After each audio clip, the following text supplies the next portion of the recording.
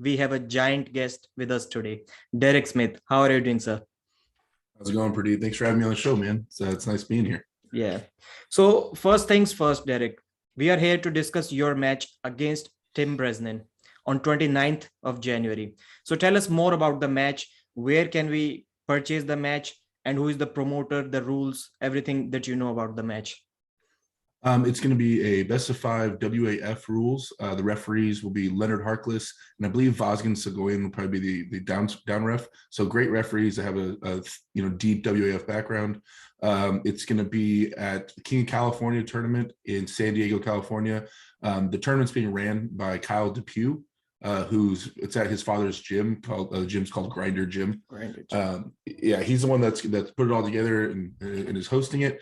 It's being promoted by Kyle and also by Paul Italia online. He's doing helping posters and making videos about it, so helping promote it. But the actual operations will be ran by Kyle the day of. Yeah, guys, if you're in a hurry, please do the most important thing first. Subscribe to Derek Smith's channel and join as a member to watch it for the pay-per-view. Tell us something about the pay-per-view, Derek. Yeah, so I mean, honestly, people tried to accuse me of, oh man, once Ryan did it, you copied. Yeah, it was a great idea. Like I hadn't really thought about, the whole, I had the membership thing already on my channel, but I hadn't really thought about how you could do that with pay-per-views. And then I saw it, and I saw it be successful too, and it was really interesting to me. And I talked to Ryan behind the scenes, and he was kind of telling me some of the specs of it and how he did it and how it worked and stuff. And it opened my eyes to, some possibilities. And I figured my match, I worked really hard to get to this match. Tim is a top guy, and I figured it was pay-per-view worthy. So far, I've been getting a lot of pay-per-view memberships. So apparently a lot of people think it was pay-per-view worthy. I just had to kind of figure out a system or price range that kind of made sense. And also, the pay-per-view idea didn't come in until kind of late, and Brandon Allen was already planning on having the whole tournament on his channel. I talked to Brandon, and I didn't want to ace him out of having all the other super matches and everything. So I said, hey, just my match, have all the other matches on your channel, have the whole tournament on your channel. I just want mine on my channel. And so Brandon's my buddy. He said, that's fine. He said he would even commentate on my channel for my match. So we're just going to log into my channel after we're on his for my match. Yeah. So what is the price for pay-per-view? It's going to be $3.99, so $4 American. $4 American. And since you were talking about copying ideas, I think copying great ideas is the best thing that we should or we can do. Because I was listening to one investor, Monish Pabra is his name, and he was talking about cloning. He's one of the best investors out there. He has an investment firm. And he said that what I do is just cloning the ideas of other greats. Whatever they do, I do. And I give more than 20% returns in the stock market. So there is nothing wrong with copying ideas. Derek, I wanted to know your full name. 2 names are out there that I don't know what your full names are. Derek M. Smith, and the other one is John R. Brazing. So you can answer only your name. So what is your full name? Derek M. Smith. M stands for Michael. It's my grandfather's name. Okay. Is my full name. Your grandfather's name. Yeah, John Brazing. I mean, that's not me. Yeah. So tell us something about your job. I heard that you're a bouncer and you work on weekends. So is that still your job? I'm working 3 days a week currently. Actually, I just switched to 4 days a week for a couple of weeks, but I'll go back to 3 days. But yeah, just 3 days a week, Thursday, Friday, Saturday. I'm working at a club, a gentleman's club, and I do security over there. Right. So let's get to the match now. You faced Tim Bresnan about 3.5 years ago, and that match did not go in your favor. So how much Derek Smith has improved over a course of 3.5 years?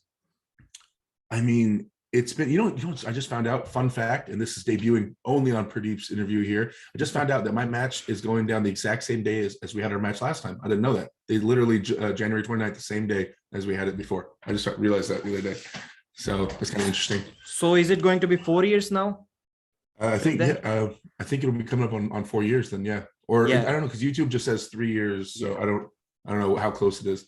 But yeah, I just thought that was kind of weird. But yeah, I mean, man, I've probably gained 50 pounds, not to mention like turned some body fat, into muscle and stuff. So I don't know exactly how much muscle I gained, but it's significantly different. Also, I found my stride. I don't know if you saw that match, but our old match, like I was pretty calm. I was trying to figure it out. You know, it was a big match for me. And it also was a match that I wasn't seeking out.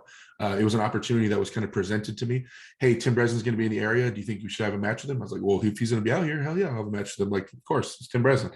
But at no point did I think, oh, wow, I'm ready for Tim Bresnan. Let me go seek out Tim Bresnan by in no stretch of the imagination. Same thing for my match with John Brzezinski, and same thing for my match with Devin Larratt. Those were all presented to me. And I said, all right, I'll do it.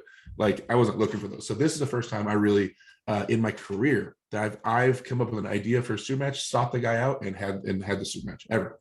It was the first time it's ever been my idea, and I made it happen. So, yeah, I mean, I feel like that action in and of itself, you know, actions speak louder than words. And that action in and of itself, me seeking out Tim and doing this and putting up the money and make sure he gets out here, like, that should speak volumes in terms of what I think my capabilities are. You know, I've gripped up with some of the best people in the world. I mean, I have all the best people in the world, and I felt the level. I'm not at that level of the very, very top guys yet, but I'm also not insanely far off. You know, I've practiced with Mike and Devin, and I can feel center table that there's some spots where I'm like, okay, you know, I'm not saying I can beat them, but I'm like, okay, well, that's not far off. Or this little angle, maybe I'm a little bit stronger in that little angle. So it's not landslide victory. It's not brick walls anymore. Maybe Levon's a brick wall, but the other guys, not so much. And so I can't imagine Tim being that much significantly stronger than them. And so I figured, you know, hey, let's give it a run. Let's see where we're at. Yeah. In Paul Italia's interview, you mentioned that without giving too much about your training, you are planning on cupping and hand control to beat Tim Bresnan. So did you change your training style to prepare for Tim Bresnan, or is that something that you have always been doing? I feel like the Tim Bresnan match is probably one of the first matches that opened my eyes up to the significance of hand control. That one, I mean, yeah, I mean, because I think that one was first, right? I had that one, then I had the John match, and then I had the Devin match. That was probably one of the first ones to open up my eyes to what that can mean. Now, in my previous Tim match, I was trying to run. I wasn't trying to control. I was trying to evade, and so he was controlling me. So it kind of made me feel like a brick wall. It wasn't until the later rounds I attempted to try to get a hold of him a little bit and stuff, and apply some pressure. And it wasn't insanely far off. I was able to stop him from top rolling me in those rounds. And then when he wanted to hook me, he kind of threw me across the table. But as I went on my travels and stuff after that, and I went to Dubai and Turkey and pulled with John and all those guys, I started really understanding the difference in hand and wrist. And like, there's lifts in the gym that I know I'm way stronger than Devin Larratt in. There's a lot of lifts. I can bench more than him, probably curl more than him, overhead press. There's a lot of things like that. But there's certain lifts that I guarantee he's stronger than me in, like cupping, like maybe some wrist movements, some smaller movements like that. And so when I went to the biggest eye-opening thing I had experience was after I went to Turkey, and I was arm wrestling with some of the Turkish arm wrestlers and hanging out with Ingen and them. And it's just like, after Ingen explained his mindset and the way he teaches his students in terms of hand control and how important it is and what it can lead to, it opened my eyes a lot. And then I arm wrestled some of like the 70-year-old Turkish dudes, and all of them had just iron hands and wrists. Like, if I went to the straps, I could get on the big muscles, I could pull through them, but just iron hand and wrist. I mean, I pulled with Hermes, and we had that practice, and he was just dumping everybody. There was one match though, I got the straps and I kind of went first, and I low hand and I flattened out his wrist, and I was like, oh, and I could kind of move him across the center table a little bit, and I could have pinned him, but I let it up, and I was like, huh, that's interesting. So the one time I kind of caught him off guard, got his hand a little exposed, that wasn't that bad. And then same thing, I pulled with Arif Ertem, the Turkish guy. We were arm wrestling. Yeah, I had a little practice, and he was dumping me. And then I think I went first, and I kind of snapped him into a hook in the straps left-handed. And I was really weak at this point, and I was still like, ooh, yeah, like, okay. So in the arm and in other spots, it wasn't that far off at all. But in the hand, everything was based in the hand, and it was just so important. And so when I got home, I mean, I started telling everybody immediately when I got home, like, the most important thing in arm wrestling is your hand and wrist. It just leads to the most things, and you never have a strong enough hand and wrist. So since then, I've upped my training on it. I've focused so much more on it. And then it turns out, in my match with Tim, the more I look at like the ins and outs of it and maybe potential weaknesses and routes for him, I mean, having a strong hand is kind of it. I mean, there's some guys have tried some rougher routes with Tim, but I think having a strong hand, regardless of what you do with it, in, out, up top, down low, like, you have to have an iron cup, just to even be in a conversation with Tim Bresnan, for sure. Yeah. So some guys are hand control guys and others are arm-based arm wrestlers. So where do you think you are at this point in your career? Because when I saw your match against Devin Larratt, and when I saw your match about 2-3 years ago against John Brzezinski, both of them targeted your hand, not your arm. So is that, or was that a weak game? One thing I have that I have the exact same length arm as Devin Merritt, from tip of elbow to tip of finger. We've measured. So a lot of my matches and things I based my movements off of is I realize I can, at least I can go where he can go. Right? I can reach where he can reach. We might have different strengths and things like that, but wherever he can Devin go on the table, I can go. And so it kind of made me realize that, like, I can chase you far. Most people have a problem with me in terms of top rolling and things like that, because not because my hand is so necessarily strong. It's because when you try to roll me out, you have to roll me out way back here rather than center table, because I can chase you so far. If you start going, I can chase you to the ends of the table so far. And so it's things that amplify my hand control ability are the hand size of my hand, the strength of my cupping, and the length of my arm. Right? Because I put you in an uncomfortable position. All of a sudden you're trying to arm wrestle right underneath your chin, and it's awkward for people. So I feel like as soon as I got my cupping to another level, then that it would just explode my capabilities on the table because of my arm length.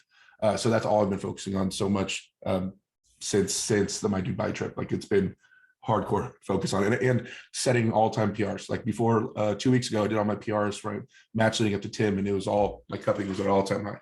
So it's never been this strong. So we'll see. So you have mentioned a few times that your training partner, Mega Mike, he's super strong in a hook. So have you been able to beat him in a hook? Or is that thing that Mega Mike cannot be defeated in a hook is about others and not you? No, Mike has never lost in a tournament in a hook. Even to me, we've pulled one time in a tournament, he beat me in a hook. So in a tournament, anybody that has hooked Mike right-handed has lost to him. People have top rolled him, things like that, but no one's ever beat Mike in a hook, which is a crazy statistic. 2 years in the sport, never lost in a hook in a competition, and he's faced some of the top guys in on this side of the country for sure. So Jordan Sill, Cody Merritt, all the guys from Arizona, like besides John Brzezinski. So he's super impressive, but his style of pulling, you have to hook Mike, at least for me, with my build and my strengths and weaknesses. I have to hook Mike a very specific way. And in practice, I've had a lot of success hooking Mike. I just can't approach him like I approached everybody else. So I made a bad judgment call that day when he beat me. I tried to hook him like I hook everybody else, and it does not work. So I have a special like Mega Mike hook that I have to do just for him to try to make it a little closer. So Derek, you faced Tom Nelson recently, and you were just able to blast through him 3 times in a row without any problem. So how do you see yourself beating Derek Smith? Is that going to be really fast, just like Tom Nelson? What if the match stops? Because Tim Bresnan also has a mini King's move. That is a great sticking point for him. So how do you see that match win? I don't see. Tom brought everything to me. And also, I had no idea how strong Tom was. I have a vague idea of how strong Tim is, but Tom, we had no idea. So I just threw everything at him. I knew Tom was going to come shoulder forward and really chase me. And so I planned on just rising, bringing back, letting him coil me up, and then rocking sideways, which is kind of what ended up happening. Tim, I can't see Tim coming forward and chasing me. If he does, I love being coiled up and tight and hooking. Like, that sounds fantastic. But odds are Tim's going to try to evade. But like I said, in the the other interview I did with Paul, it's about controlling that pronation. If Tim is able to rock back and maintain his pronation, that's bad days for everybody. If he rocks back and his pronation is exposed, then his bicep is exposed. If his bicep is exposed, it's not the most insane thing in the world, from what I see. So I don't see it being flash pins with Tim, but I do see that if I'm able to control the first few rounds, I think it gets really bad for him. I think he hinges on his pronation a lot, and if and when it fails, it goes down pretty quick after that in the subsequent rounds. But we'll see. There's a few ways to attack his pronation, and I have a few ideas. But maybe Tim sees all these things and he decides to come shoulder forward, and we decide to hook. So I'm sure you are tracking your lifts, your progress in the gym, and your training partners are also giving you feedback on how strong you have gotten over a period of time. So if the Devon Laird match happens tomorrow or maybe a week from now, how would that match look in your opinion? The same Devon, not this pancaked version of Devon, the same Devon that you faced earlier. It's really hard to tell because the Devin with his Kings move put so much pressure on cupping, and I didn't feel like it was super close in terms of the hand and wrist part. I didn't feel like it was super close. There was other areas on the table when we had that, if you even call it a match, there was no referee set rules, but whatever that was, there was parts of the center table when we were putting straps on and stuff when we were loading where I was stronger than Devin 100%. I looked him in the eyes and he was beat red and trying to load up, and I was still at like 70%. I was like, oh, that's all you have? But in the areas that counted were the areas that he was insanely strong, right? So when he decided to roll out, I just didn't have the cupping necessary to bring Devin in and to really get a hold of him. So, I mean, I feel like it's hard to even say the words, I think I could beat Devin, you know? I feel like I could take him a lot closer to the limit of getting pinned, but I wouldn't predict myself above Devin yet. I mean, he was still strong enough at that point to beat some significant bowlers. So, not yet. Yeah. So, guys, before we get to the prediction part, I want your prediction about few matches that are coming up in March. Please, again, subscribe to Derek Smith's channel and join as a member. That is the only place that you can watch it live on a pay-per-view on Derek Smith's channel. So, Derek, I wanted your prediction about the King of the Table 3 matches. Sarah Beckman versus Gabriela Vasconcelos. Gabby's my girl, and she's so strong. And after their last match, it's hard to think that Sarah's covered that much ground and that Gabby hasn't gotten a lot stronger as well. So I'm definitely going with Gabby with a shutout. Yeah, I also think that Gabby is going to win that match. Like many times people say that, oh, this guy has gotten really stronger. But when we look at the record, that almost every time he has lost to the other guy, it is kind of hard. Like Gabby has almost always defeated Sarah right-handed. Left-handed, it is a different story. So I'm also going with Gabby on this one. Ryan Bowen versus RVJ. Ryan, I mean, I've been talking to him actually a lot lately. Me and Ryan have been talking, and I think RVJ is pretty consistent. And I don't know, I know he's training, but I don't know. I feel like I don't see RVJ putting a ton of effort in. I think he'll do as much effort as he has always done. Kind of. I don't see him getting weaker, but I don't. It's hard for me to envision him just killing it when all the videos he's always hanging out and drinking, and I don't know. I don't see that eye of the tiger from my perspective, right? And I could be completely wrong. Who knows what's going on behind the scenes? But I know Ryan's like trying a new approach for this one. He's focusing on things he hasn't focused on before, and so hopefully yield a nice explosion of new results. And when you change up your workout systems, things kind of start shocking the system a little differently. But I mean, I think you have to say RVJ is the favorite, but I do think Ryan can shock some people. What is best of 5, the match? Six rounds of the match. Best of 6. If they do all 6, 4-2, 4-2 RVJ. Yeah, this is what I also predicted when Ryan Bowen was on my channel, 4-2 RVJ. And final one, Devin versus Levan. Man. That's such a hard one. I mean, it's really not a hard one. It's just, I have so much hope. Devin is my favorite arm wrestler, always has been. I know that's a cliche because he's everybody's favorite arm wrestler now, but he has been for 11 years.